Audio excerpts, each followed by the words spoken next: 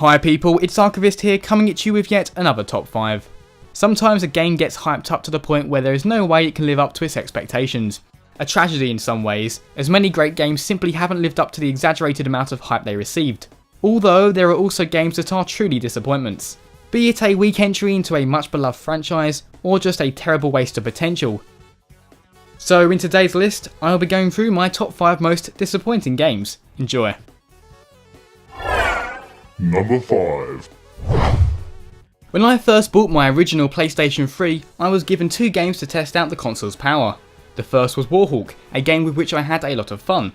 The second though was Haze, a dull first-person shooter that simply did not live up to its interesting premise. It wasn't that Haze was a bad game, it just failed to capitalise on its unique concepts effectively. In the first half of the game you play as a soldier who can inject himself with nectar, a performance-enhancing drug. This would, in theory, make you a lot more powerful than regular soldiers. However, when you switch to playing as the Rebellion, you gun down nectar soldiers as if they were nothing, which doesn't make a lot of sense. Number 4.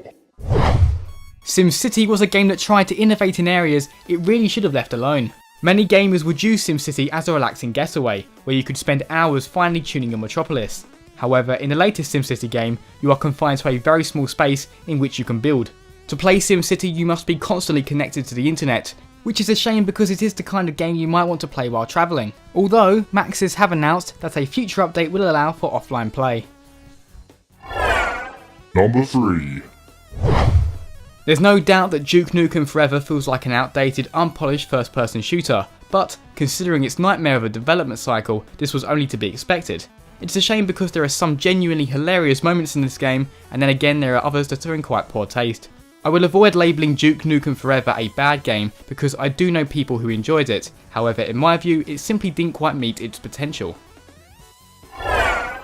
Number 2.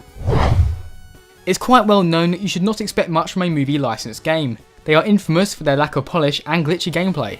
However, I decided that I would take a chance with Iron Man. I thought there was no way you could mess up a hero that should so naturally transition to video games, but alas I was wrong. Iron Man the video game is terrible. The barrage of ballistics that get shot at you will kill you over and over, and there is little you can do to prevent it. By the end of the game I felt more like Polystyrene Man than Iron Man. This game could have been so much more. The basic mechanics were there, but their execution was implemented terribly. It felt like the developers had replaced Iron Man's arc reactor with a potato battery. It's number 1. Sonic the Hedgehog 2006 is quite possibly one of the worst video games ever produced. What's more though is that a lot of people were very excited for this game, myself included. Sadly though, what we got was a rushed mess. There's a long list of problems with this game and there are loads of videos on YouTube deconstructing this abomination, but I will try to give you a quick summary. Poor hit detection, long loading times, bland visuals, boring story, awkward humour, too many characters, broken missions, lack of speed, weird contrast between cartoony and realistic graphics. Glitches everywhere. The one redeeming quality about this game is its soundtrack. Those are my top 5 disappointing video games. If you've ever felt let down by a game, let me know in the comments below. As always people, thanks very much for watching and see you next time.